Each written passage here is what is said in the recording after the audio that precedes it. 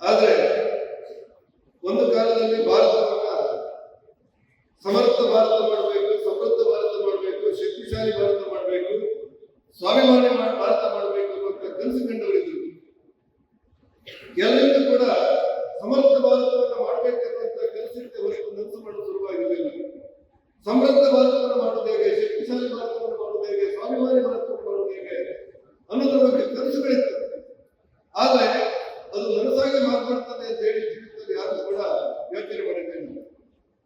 ಬದಲಾಯಿತ ಭಾರತ ಅಂತ ಯಾಕೆ ಕರಿತೇವೆ ಅಂತ ಹೇಳಿದ್ರೆ, ಒಂದು ಕಾಲದಲ್ಲಿ ನಾನು ಹೇಳಿದೆ ಸಮರ್ಥ ಭಾರತ, ಶಕ್ತಿಶಾಲಿ ಭಾರತ ಅಂತ.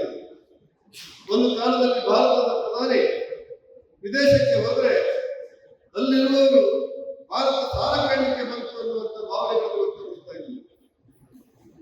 ಆದ್ರೆ ಇವತ್ತು ಭಾರತ ಯಾವ ಮಟ್ಟಕ್ಕೆ ಬಂದಿದೆ ಅಂತ ಹೇಳಿದ್ರೆ, ಜಗತ್ತಿನ 100ಕ್ಕೂ ಹೆಚ್ಚು ದೇಶಗಳಿಗೆ ಸಾಲ ಕೊಡುವಂತ ಭಾರತವಾಗಿ ಪರಿವರ್ತನೆ ಆಗಿದೆ ಅಂದ್ರೆ ಇದು ಸಮೃದ್ಧ ಭಾರತ ಅಂತ ಹೇಳಿ ಅರ್ಥ.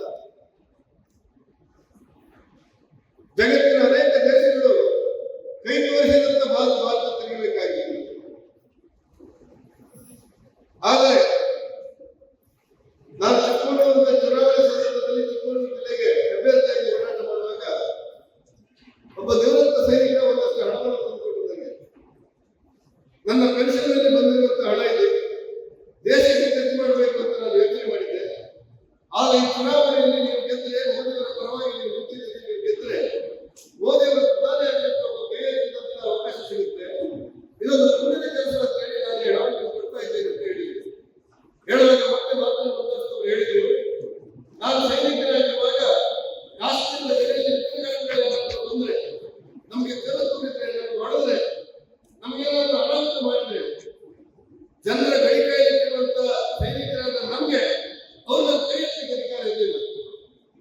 ಯಾರಾದ್ರೂ ಕಲ್ಲು ಹೊಡೆದ್ರೆ, ನಮಗೆ ತೊಂದರೆ ಕೊಟ್ರೆ, ಕೈ ಕಾಯಲಿಕ್ಕೆ ತೊಂದರೆ ಕೊಟ್ರೆ ನಾವು ನಮ್ಮ ಮೇಲಧಿಕಾರಿಗಳಿಗೆ ಫೋನ್ ಮಾಡಿ ನಾವು ಹೊಡಿತಾ ಇದ್ದಾನೆ, ಕಲ್ಲು ಹೊಡಿತಾ ಇದ್ದಾನೆ, ಏನ್ ಮಾಡಬೇಕು ಅಂತ ಕೇಳುವಂತ ಕಾಲ ಇತ್ತು. ಆದ್ರೆ ನರೇಂದ್ರ ಮೋದಿ ಅವರು ಪ್ರಧಾನಮಂತ್ರಿ ಆದ ನಂತರ ದೇಶದ ಗಡಿಕಾಯುವಂತ ಸೈನಿಕರಿಗೆ ಹೊಡೆದಂತಹ ಕಲ್ಲಿನ ಕೈ ಕೆಳಗಿನ ಮೊದಲು ಅವನ ಹೆಣೆಗೆ ಗುಂಡು ಹಾಕಿ ರಾಜಕೀಯ ಅಂತ ಹೇಳಿದ್ದಾರೆ. ಹಾಗಾಗಿ ದೇಶದ ಗಡಿಗಳನ್ನು ಅನ್ನುವಂತ ಮಾತನಾಡುತ್ತಾರೆ. ಅಂದ್ರೆ ಶಕ್ತಿಶಾಲಿ ಭಾರತವಾಗಿ ಇವತ್ತು ಪರಿವರ್ತನೆ ಆಯಿತು. ಸಮೃದ್ಧ ಭಾರತವಾಗಿ ವಿಶ್ವ ಭಾರತ ಶಕ್ತಿಶಾಲಿ ಆಯಿತು. ಭಾರತ ಸ್ವಾಭಿಮಾನಿ ಆಯಿತು. ಒಂದು ಕಾಲದಲ್ಲಿ ಭಿಕ್ಷುಕರ ದೇಶ ಅಂತ ಕರೀತಾ ಇದ್ರು, ಹಾವಾಡಿಗಳ ದೇಶ ಅಂತ ಕರೀತಾ ಇದ್ರು. ಆದ್ರೆ ಇವತ್ತು ಭಾರತದ ಸ್ವಾಭಿಮಾನದ ಘನತೆ ಏನಾಗಿದೆ ಕೇಳಿದ್ರೆ, ಜಗತ್ತಿನ ಎಲ್ಲ ದೊಡ್ಡಗಳು ಕೂಡ ಯಾವ ಎಲ್ಲ ಸ್ಥಿತಿಯಲ್ಲಿ ಭಾರತ ಇದೆ ಅಂದ್ರೆ, ನಾವು ಯಾವತ್ತೂ ಕೂಡ ಪಾಕಿಸ್ತಾನ ಜೊತೆ ಜಗಳಾಡೋದು. ಪಾಕಿಸ್ತಾನ ನಮಗೆ ತೊಂದರೆ ಕೊಡ್ತಾ ಇದೆ, ಪಾಕಿಸ್ತಾನ ನಮಗೆ ಭಯೋತ್ಪಾದನೆ ಮಾಡ್ತಾ ಇದೆ, ಪಾಕಿಸ್ತಾನ ನಮಗೆ ಗಡಿಯನ್ನು ಆಕ್ರಮಣವಾಗಿ ಮುಸುತ್ತಾ ಇದೆ ಅಂತ ಹೇಳಿ ಅಮೆರಿಕಕ್ಕೆ, ರಷ್ಯಾಕ್ಕೆ ದಾಖಲೆ ಕೊಡ್ತಿದ್ದ ದೇಶಗಳು. ಆ ಪಾಕಿಸ್ತಾನ ನೀವು ಬೆದರಿಸಬೇಕು, ಪಾಕಿಸ್ತಾನಕ್ಕೆ ಬುದ್ಧಿ ಹೇಳಬೇಕು ಅಂತ ಹೇಳಿ ಭಾರತದ ಪ್ರಧಾನಿ ಮತ್ತು ಭಾರತದ ಸರ್ಕಾರ ದಾಖಲೆಗಳನ್ನು ರದ್ದು ಮಾಡಿ ವಿದೇಶಕ್ಕೆ ನಮ್ಮನ್ನ ರಕ್ಷಣೆ ಕೊಡಿ ಅಂತ ಹೇಳುವಂತ ಕಾಲ ಇತ್ತು.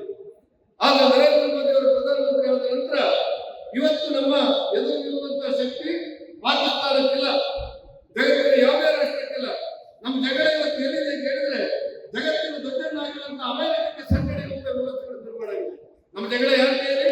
ಪಾಕಿಸ್ತಾನ ಕೈಯಲ್ಲ, ಭಾರತದ ಕೈಯಲ್ಲ, ಯಾವ ಸಣ್ಣ ಪುಟ್ಟ ರಾಷ್ಟ್ರಗಳ ಕೈಯಲ್ಲ. ಜಗತ್ತಿನ ಕಾರ್ಯನಿರ್ವಹಿಸ್ತಾ ಇರುವಂತ ತಾಕತ್ತು ತೋರಿಸ್ತಾ ಇರುವಂತ ಅಮೆರಿಕಕ್ಕೆ ಸೆಟ್ಟು ಹೊಡೆದು ನೀವು ಹೇಳಿದ್ರೆ ಸರಿಯಲ್ಲ, ಇದು ಹೇಳಿ ಅಂತ ಹೇಳುವಂತ ತಾಕತ್ತು ಜಗತ್ತಲ್ಲಿ ಯಾರಿಗಾದ್ರೂ ಇದ್ರೆ ಅದು ಭಾರತ ಭಾರತ ಭಾರತ ಪ್ರಧಾನಿ ನರೇಂದ್ರ ಮೋದಿ ಅವರಿಗೆ ಮಾತ್ರ ಮನವರಿಕೆ ಮಾಡಿಕೊಳ್ಳಬೇಕಾದ ಅವಶ್ಯಕತೆ ಇದೆ. ಪ್ರದೇಶದಲ್ಲಿರುವಂತಹ ಪ್ರತಿಯೊಬ್ಬ ವ್ಯಕ್ತಿಯ ಮನಸ್ಸು ಮತ್ತು ಜೀವನವನ್ನು ಕಟ್ಟಿದಂತೆ ಹಡಗುವ ನಾಯಕಿ ಇರತಕ್ಕಂಥ ಹೆಮ್ಮೆಯ ಪ್ರಧಾನಮಂತ್ರಿ ಸನ್ಮಾನ್ಯ ನರೇಂದ್ರ ಮೋದಿ ಅವರು. ಪ್ರತಿಯೊಬ್ಬರಲ್ಲೂ ಒಂದು ಕಥೆ ಇದೆ. ಕೆಲವರನ್ನು ಅವರನ್ನ ಕೇವಲ ಟಿವಿಯಲ್ಲಿ ಕಂಡಿರ್ತಾರೆ, ಕೆಲವರು ಡೈರಿ ಇಟ್ಟಿರ್ತಾರೆ, ಕೆಲವರು ಮಾತನಾಡಿರ್ತಾರೆ, ಕೆಲವರ ಜೀವನಕ್ಕೆ ಅವರ ಯೋಜನೆಗಳು ಕಾರ್ಯಕ್ರಮಗಳು ತಲುಪಿರ್ತಾರೆ. ಹಾಗಾಗಿ ಪ್ರತಿಯೊಬ್ಬರಲ್ಲೂ ಒಂದು ಕಥೆ ಇದೆ. ಪ್ರಾಯಶಃ ನಾನು ಇಲ್ಲಿ ಸೇರಿದಂತ ಎಲ್ಲ ವಿದ್ಯಾರ್ಥಿಗಳಿಗೆ ಪ್ರಬಂಧ ಸ್ಪರ್ಧೆ ಆದ್ಮೇಲೆ ಅವರ ಜೀವನಕ್ಕೆ ನರೇಂದ್ರ ಮೋದಿ ಹೇಗೆ ನುಗ್ಗಿದ್ದಾರೆ, ಹೇಗೆ ತಲುಪಿದ್ದಾರೆ, ಹೇಗೆ ಅವರ ಜೀವನ ಮತ್ತು ಜೀವನದಲ್ಲಿ ಯೋಚನೆ ಮಾಡುವಂತಹ ಒಂದು ರೀತಿಯನ್ನು ಹೇಗೆ ಬದಲಾಯಿಸಿದ್ದಾರೆ ಅನ್ನೋದನ್ನ ಓದಲಿಕ್ಕೆ ಅತ್ಯಂತ ಉತ್ಸುಕನಾಗಿದೆ. ಪ್ರಾಯಶಃ ನಾನು ಪ್ರಧಾನಿಯನ್ನ ಹೇಗೆ ಹೇಳಿದ್ದೇನೆ ಅನ್ನೋದನ್ನ ಈಗ ಹೇಳಬೇಕಾದ್ರೆ ನಾನೊಂದೇ 11 ಸಂದರ್ಭದಲ್ಲಿ ಸೈನ್ಯದಿಂದ ವಾಪಸ್ ಬಂದಿತ್ತು. ಆ ಸಂದರ್ಭದಲ್ಲಿ ಭಾರತದಲ್ಲಿ ಒಂದು ರೀತಿಯ ರೆವಲ್ಯೂಷನ್, ಪ್ರಧಾನಮಂತ್ರಿಯವರ 2014 ಚುನಾವಣೆ ಅದು ಸಾಮಾನ್ಯವಾದ ಚುನಾವಣೆ ಆಗಲ್ಲ. ಈ ದೇಶದಲ್ಲಿ ಬದಲಾವಣೆ ಆಗಬೇಕು, ಈ ದೇಶದಲ್ಲಿ ಭ್ರಷ್ಟಾಚಾರ ಮುಕ್ತ ಭಾರತ ನಿರ್ಮಾಣ ಆಗಬೇಕು, ಒಂದು ಸಮೃದ್ಧ ಭಾರತ ನಿರ್ಮಾಣ ಆಗಬೇಕು, ಒಂದು ವಿಕಸಿತ ಭಾರತದ ಕಡೆ ನಾವು ಹೋಗಬೇಕು ಅನ್ನುವಂಥ ದೃಷ್ಟಿಯನ್ನು ಇಟ್ಕೊಂಡು ಪ್ರಧಾನಮಂತ್ರಿ ಮೋದಿ ಅವರನ್ನ ಒಂದು ರೆವಲ್ಯೂಷನ್ ರೀತಿಯಲ್ಲಿ 2014 ಚುನಾವಣೆ ನಡೆದಿದೆ. ಇವತ್ತು ಕಳೆದ 11 ವರ್ಷದಲ್ಲಿ ಪ್ರಧಾನಿಯವರು ಮಾಡಿರುವ ಕೆಲಸ ಯಾವ ರೀತಿ ಇದೆ ಅಂದ್ರೆ, ಒಂದು ಹಿರಿಯ ತಾಯಿಗೆ ಅವರ ಮಗನ ರೀತಿಯಲ್ಲಿ ಕಾಣ್ತಾರೆ, ಒಬ್ಬ ಮಧ್ಯವಯಸ್ಕರಿಗೆ ಒಂದು ಅಣ್ಣನ ರೀತಿಯಲ್ಲಿ ಕಾಣ್ತಾರೆ, ಒಬ್ಬ ಸೈನಿಕರಿಗೆ ಒಂದು ಅಣ್ಣನ ರೀತಿಯಲ್ಲಿ ಕಾಣ್ತಾರೆ, ಮಕ್ಕಳಿಗೆ ಅಂಕಲ್ ರೀತಿಯಲ್ಲಿ ಕಾಣ್ತಾರೆ, ಇನ್ನೊಬ್ಬರಿಗೆ ಅಜ್ಜನ ರೀತಿಯಲ್ಲಿ ಕಾಣ್ತಾರೆ. ಈ ರೀತಿ ಪ್ರತಿಯೊಬ್ಬರ ಜೀವನದಲ್ಲಿ ತಲುಪಿರುವಂತಹ ಯಾವುದಾದ್ರೂ ಒಬ್ಬ ರಾಜಕೀಯ ನಾಯಕ ಇದ್ದರೆ ಅದು ನಮ್ಮ ಹೆಮ್ಮೆಯ ಪ್ರಧಾನಮಂತ್ರಿ ಸನ್ಮಾನ್ಯ ನರೇಂದ್ರ ಮೋದಿ ಅಂತ ಒಂದು ಅದ್ಭುತವಾದ ನಾಯಕ. 2024 ಚುನಾವಣೆಯ ಸಂದರ್ಭದಲ್ಲಿ ಮಂಗಳೂರಿಗೆ ಅವರು ಬಂದು ರೋಡ್ ಶೋನಲ್ಲಿ ಭಾಗವಹಿಸಿದಂತಹ ಸಂದರ್ಭದಲ್ಲಿ ಒಂದು 1.5 ಗಂಟೆ ಆ ಮನುಷ್ಯನ ಹತ್ತಿರವಿರುವಂತಹ ಒಂದು ಯೋಗ ಸಿಕ್ಕಿತು, ನಿಜವಾದ ಅರ್ಥದಲ್ಲಿ ಯೋಗ.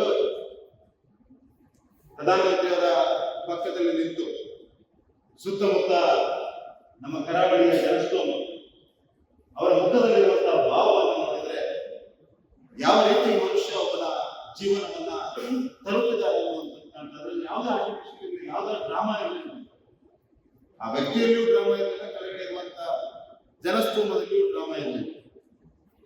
ಒಬ್ಬ ಭಾರತೀಯ ಜನತಾ ಪಾರ್ಟಿಯ ಕಾರ್ಯಕರ್ತರಿಗೆ ಪ್ರಧಾನಮಂತ್ರಿ ಅವನ ಊರಿಗೆ ಬರುವಾಗ ಅವರಿಗೆ ಕೈಗೆ ಸಿಗುವಂತಹ ಒಂದು ಅವಕಾಶ ಅವರ ಜೀವನ ಅತ್ಯುನ್ನತ ಒಂದು ಅವಕಾಶದ ರೀತಿಯಲ್ಲಿ ಇರ್ತದೆ. ಒಬ್ಬ ಸಾಮಾನ್ಯ ಪ್ರಜೆಗೆ ಪ್ರಧಾನಮಂತ್ರಿಯವರ ಭಾಷಣವನ್ನ ಲೈವ್ ನೋಡುವುದು, ಆ ಕಾರ್ಯಕ್ರಮಕ್ಕೆ ಹೋಗಿ ಭಾಗವಹಿಸುವುದು, ಅದೇ ಅತ್ಯಂತ ದೊಡ್ಡ ಸಂಭ್ರಮದ ಕ್ಷಣವಾಗಿರ್ತದೆ.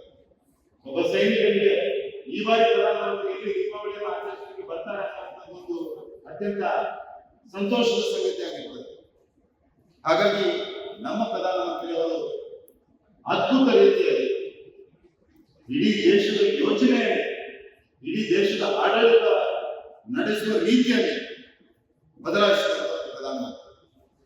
1.5 ಗಂಟೆ ನಾನು ಮತ್ತು ಗೋಟಾಳ ಪಕ್ಕದಲ್ಲಿರುವಂತಹ ಸಂದರ್ಭದಲ್ಲಿ ತುಂಬಾ ಜನ ಹೂವನ್ನು ಅವರಿಗೆ ಎಸೆತಾ ಇದ್ದಾರೆ.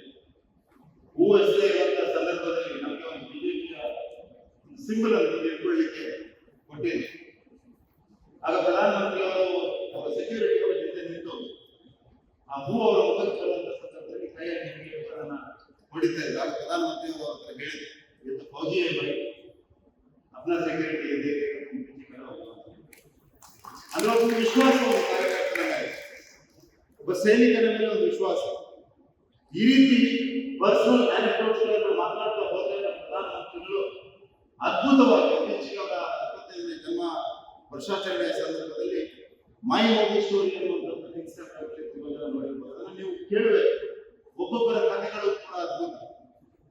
ಹಿಂದೆ ಅವರು ಸಂಘದ ಪ್ರಚಾರಕರಾಗಿರುವಾಗ ಅವರ ವೈಯಕ್ತಿಕ ಸಂಬಂಧಗಳು ಕೆಲವು ವ್ಯಕ್ತಿಗಳ ಜೊತೆ ಇರುತ್ತಾರೆ, ಇವತ್ತಿಗೂ ನಂತರ ಭಾರತೀಯ ಜನತಾ ಪಾರ್ಟಿಯ ಪ್ರಧಾನ ಕಾರ್ಯದರ್ಶಿಯಾಗಿ, ಸಂಘಟನಾ ಪ್ರಧಾನ ಕಾರ್ಯದರ್ಶಿಯಾಗಿ, ಗುಜರಾತ್ನ ಮುಖ್ಯಮಂತ್ರಿಯಾಗಿ, ಆಮೇಲೆ ಭಾರತದ ಪ್ರಧಾನಮಂತ್ರಿಯಾಗಿ ಅಧಿಕಾರಿಗಳ ಜೊತೆ, ಕಾರ್ಯಕರ್ತರ ಜೊತೆ, ಜನಮಾನಸದ ಜೊತೆ ಅವರು ಸ್ಪಂದಿಸಿರುವಂತ ರೀತಿ, ಅವರು ಸಿಚುವೇಶನ್ಗಳಿಗೆ ರಿಯಾಕ್ಟ್ ಆಗಿರುವಂತ ರೀತಿ, ಮನ್ ಕಿ ಬಾತ್ ಮುಖಾಂತರ ಹಳ್ಳಿಯ ಒಬ್ಬ ವ್ಯಕ್ತಿಯ ಜೊತೆ ಹೇಗೆ ಸಂಬೋಧಿಸ್ತಾರೆ, G20ಯ ಕಾರ್ಯಕ್ರಮವನ್ನು ನಡೆಸಿದಂತ ರೀತಿಯಲ್ಲಿ ಸಂದರ್ಭದಲ್ಲಿ ವಿಶ್ವದ ನಾಯಕರ ಜೊತೆ ಅವರು ಸಂಬೋಧಿಸಿದಂತೆ.